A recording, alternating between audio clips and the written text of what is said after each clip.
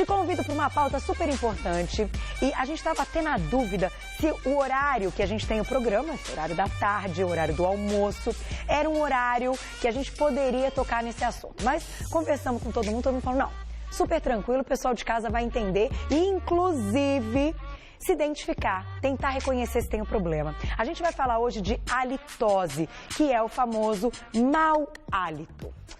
A gente sabe que muita gente tem. Algumas pessoas em determinados momentos e outras de uma forma crônica. Hoje a gente vai entender por que isso acontece, quais são as principais causas e, claro, o que você pode fazer, tem que procurar ajuda. Quem vai contar tudo pra gente mais uma vez é ele, Dr. Salomão Caruí, que é especialista em halitose e especialista também, otorrinolaringologista, especialista do sono, já deu uma aula pra gente uma vez. Bem-vindo. Um prazer. Doutor. Prazer tê-lo aqui.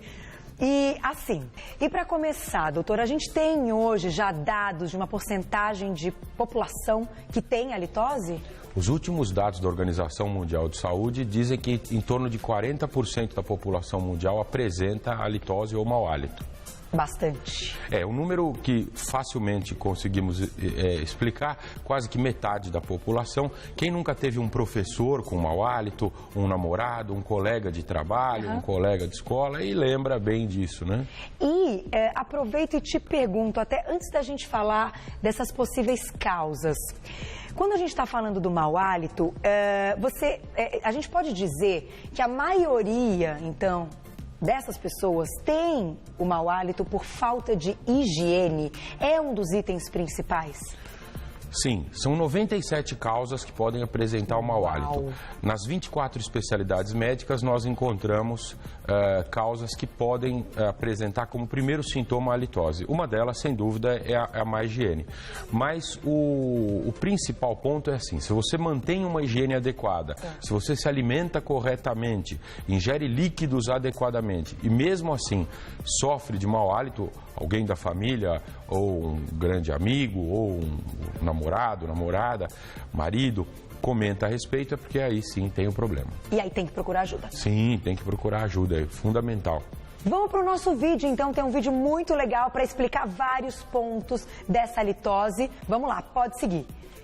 Vou pedir então para o doutor, se você quiser, que pare a imagem, tá? Em algum momento, podemos parar?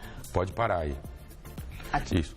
Então, o paciente que tem a halitose, ele espelha o odor e ele nunca percebe, ele não sabe que sofre do mau hálito. Uma outra pessoa que informa. Por definição, a halitose é o mau odor percebido e notado por terceiras pessoas. E por que o próprio indivíduo que sofre de halitose, ele não sente? Porque nós temos no corpo humano um fenômeno que se chama fadiga olfatória. O que é a fadiga olfatória? Então, você ganhou um perfume novo de presente, passou no rosto, nos braços, e aí vai para uma festinha, para uma reunião, aí te abraçam, e aí uma amiga parabeniza, fala, mas que perfume delicioso. O que você responde? Muito obrigado, mas eu mesmo não estou nem sentindo mais. É a fadiga olfatória. Depois a gente fica, nossa, mas já saiu, eu passei tanto. Não, ele está lá. Ele tá. Mas é que o nariz ele não captura mais. Se eu convidar você para irmos a uma peixaria, aí nós entramos dentro da peixaria, o cheiro de peixe, e aí perguntamos ao dono da peixaria, como é que o senhor trabalha aqui? Aí ele fala, mas doutor Salomão, não sinto nada. Por quê? O nariz dele entrou em fadiga olfatória. Então, o indivíduo que sofre da halitose, ele está inalando o odor constantemente. Então, aquele teste popular de juntar as duas mãos em concha, assoprar, falar, não estou sentindo nada. Não adianta nada, absolutamente nada. Mesmo se não estiver sentindo nada, pode ser que esteja ou não com mau hálito. E se sentir algum odor, também pode ser que esteja ou não com mau hálito. Então, repito, o mau hálito, por definição científica, é o mau odor percebido e notado por terceiras pessoas. A pessoa nunca sente que está com mau hálito. Nunca, exatamente. Interessante essa questão. Agora, o que é liberado aí nesse mau hálito? Vamos seguir com o nosso vídeo? Vamos. Porque essa parte é interessante, né? Olha lá. São os compostos sulfurosos voláteis. É tudo bactéria. Sim. Tá. E aí... Bactérias, proteínas, fungos, tem uma série de situações, compostos sulfurosos, que trazem o mau odor. Nesse caso, primeira coisa, vamos parar nessa imagem. Aqui está mostrando a língua e eu já te pergunto, A língua é um fator importantíssimo quando a gente está falando do mau hálito. Há uma falta, então, de higienização dessa língua e pode aumentar a chance desse mau hálito? Ou não? A pessoa, se ela já fizer a higiene completa nos dentes, ela já garante, né? Ou pelo menos diminui a chance de ter um mau hálito.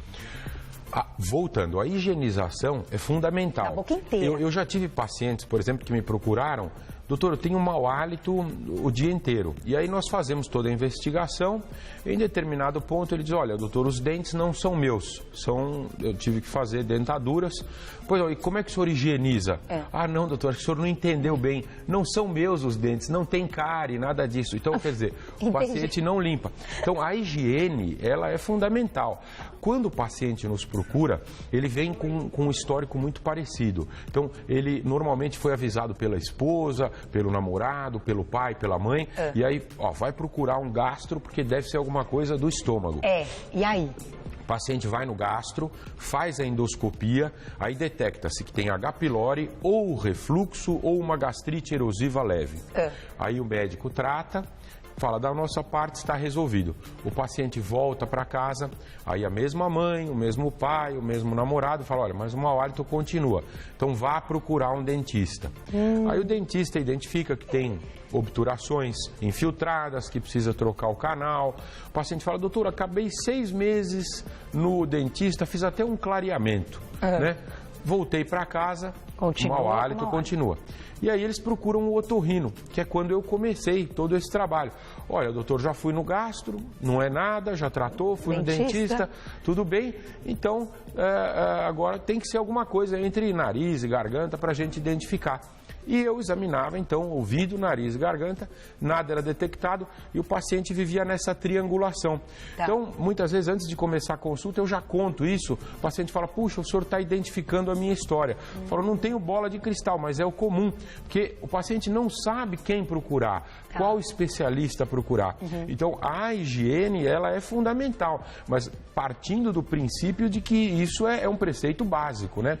Se alimentar, o mau hálito do jejum, ficar muitas horas sem comer. Então, antes de uma prova, antes de uma situação estressante, uma audiência, alguma coisa, o indivíduo fica 6, 8 horas sem comer, tem a halitose do jejum. Por isso que todos nós acordamos com mau hálito. Porque ficamos a noite inteira. Então, esse negócio de beijar pela manhã o namorado, a namorada, a esposa, isso é coisa de cinema e televisão.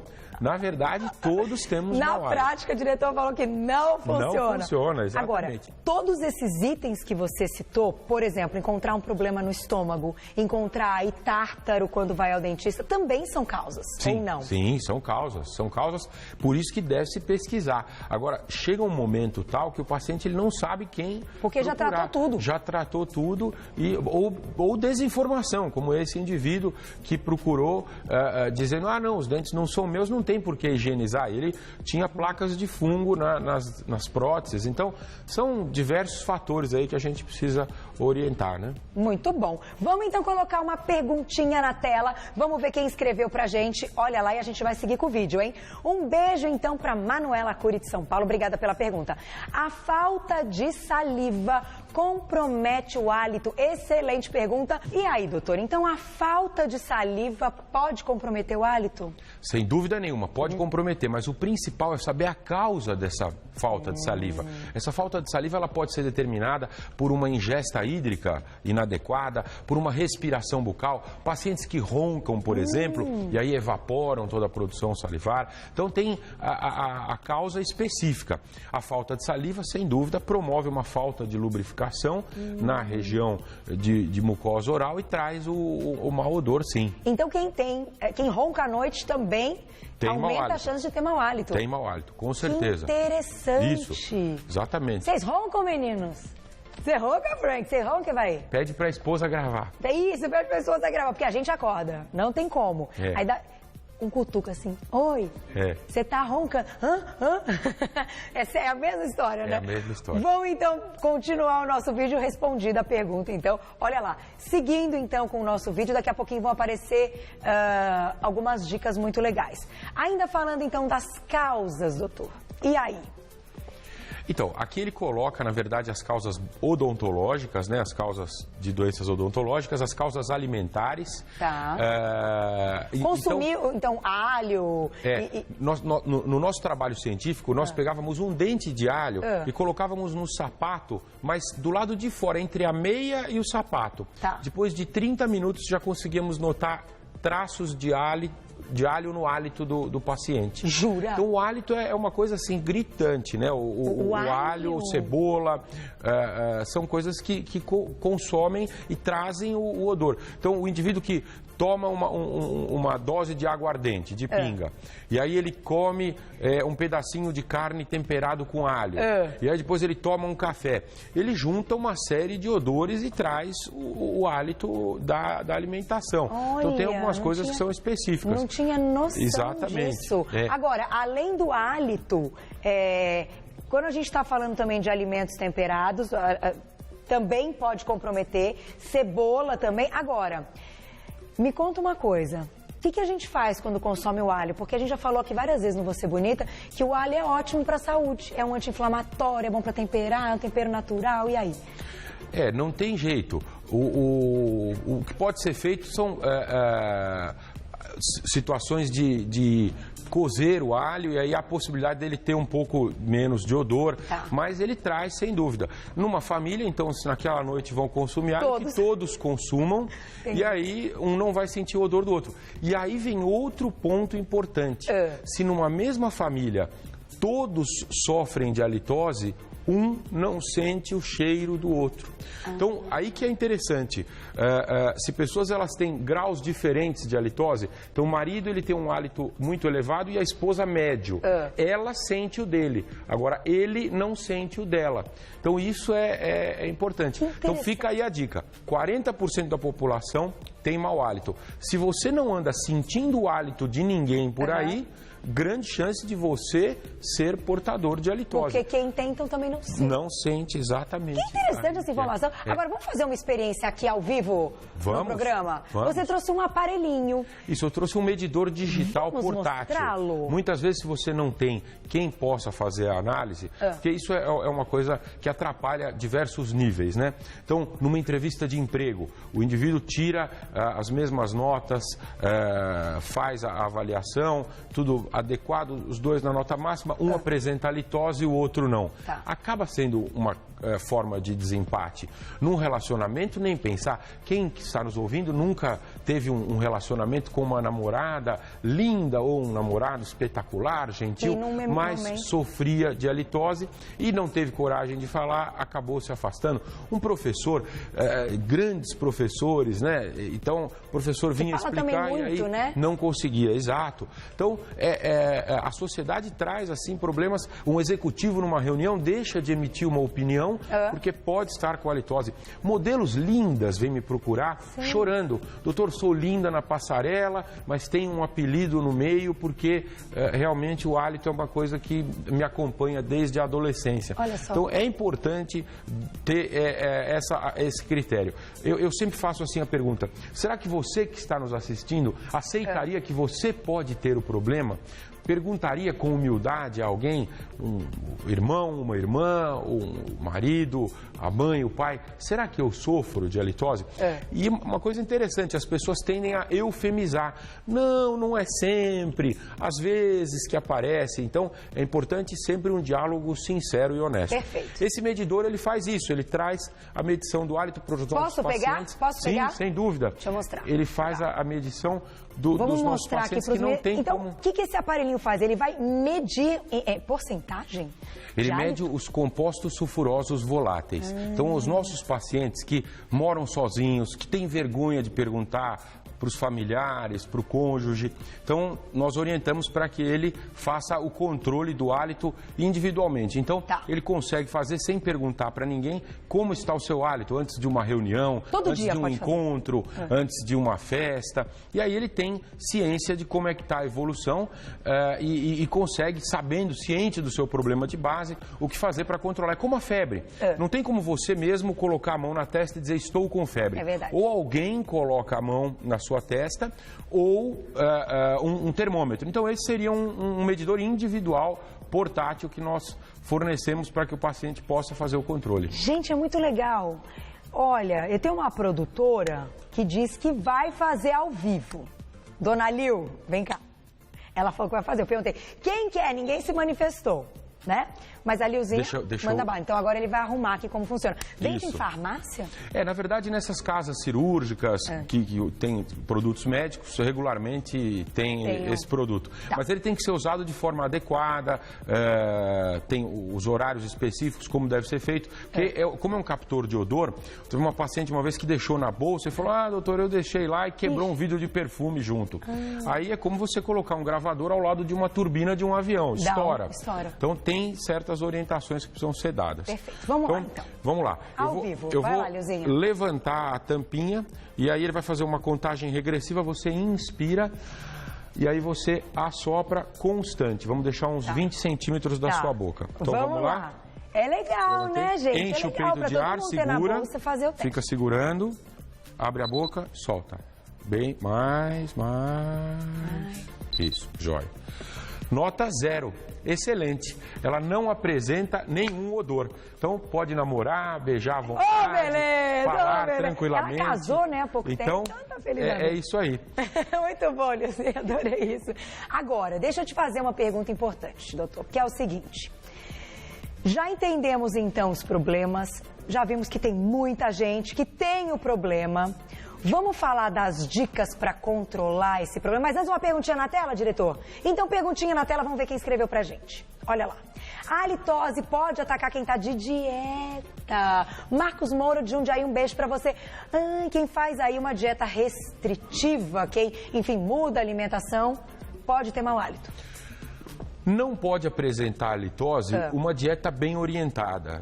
Questionado a um nutricionista, hoje é fundamental de que o indivíduo em dieta, mesmo que restritiva, ele deve se alimentar de 2 em 2 ou até de 3 em 3 horas. Perfeito. E aí quebra-se o jejum. Tá. Então não é regra. Não é regra. Agora, aquelas dietas em que se lê por aí no blog de não sei quem ou em revista não sei o que lá, aí pode apresentar alterações. Hoje as dietas bem orientadas, elas preconizam para que faça alimentação constante e não apresente o jejum prolongado. Então vamos às dicas. Vamos lá. Como cuidar depois de diagnosticado esse mau hálito? Tem que escovar os dentes quantas vezes por dia? Tem que escovar mais do que é o recomendado, que é após as refeições, ou não? O adequado é você fazer a higiene oral com o fio dental e a escovação 4 vezes ao dia. Após o café da manhã. Vamos colocar então nosso videozinho que tem as dicas. Após o almoço, após o jantar e antes de dormir. Doutor, mas eu jantei, passei o fio dental, escovei os dentes e depois não comi mais nada à noite, tomei água, vou dormir. Mas não é absolutamente para limpar e escovar os dentes, é para tirar a bactéria. Aqui, esse vídeo, ele traz um foco maior para a área odontológica, né? Certo. Então, essa seria a parte de higienização. Das dicas. Os cuidados alimentares. Então, os cuidados alimentares, evitar alimentos condimentados e que tragam o mau hálito. O álcool, por exemplo, então, o marido chega em casa, tomou um copo de chopp ou uma dose de pinga, a esposa logo sabe que usou, porque tem o odor característico, exatamente. Alho, cebola e afins trazem também o odor característico. Carnes muito gordurosas. Chicletinho funciona, doutor? O chiclete... Chicletinho, famoso chicletinho. O chiclete, ele é um mascarador. Ele melhora naquele momento. Mas ele também pode funcionar como um potencializador do mau hálito. Por quê? Como o café. O indivíduo que tem mau hálito, ele já tem um odor. Aí ele vai enfrentar uma reunião e ele fala, puxa, será que eu estou ou não com mau hálito? Bom, segundo o Dr. Salomão falou, não tem como eu mesmo saber. Então eu vou tomar aquele 2 dedos de xícara de café, vou caprichar, e aí se eu falar alguma coisa vai sair o cheiro de café. terrível engano. O cheiro do café, ele adiciona ao cheiro do hálito, dá uma somatória e traz um odor pior. É como uma lata de lixo em que você coloca diversas coisas. Entendi. Ela vai trazer um odor pior. Então imagina... Quem fuma, então? Nossa, pior ainda. O cigarro é incompatível com o hálito. Então, esse é o primeiro ponto. O paciente chega e fala, doutor, sofro de mau hálito, mas fumo. Então, não há como conversar. O Lennon fala com o CRE. Tá. É como uma dieta. Ah, não, eu faço dieta, mas tenho que comer 2 quilos de chocolate por dia. Não tem jeito. Tá errado. Então, tem que fazer o controle disso. Outras coisas são controles de saúde. Então, o paciente não faz avaliações periódicas, não sabe se tem, por exemplo, uma diabetes descompensada, uma alteração renal. Tá. Então, a avaliação com o médico, ela é fundamental também. Tem que procurar ajuda. Agora, para fechar, eu quero saber se é mito ou verdade, que eu já ouvi essa história. Depois de comer alho, cebola e tá com aquele, hálito, como o doutor explicou, bem forte, colocar a colher ao contrário na língua e ficar passando a colher pelo material da colher, pode diminuir? Você já ouviu isso, doutor?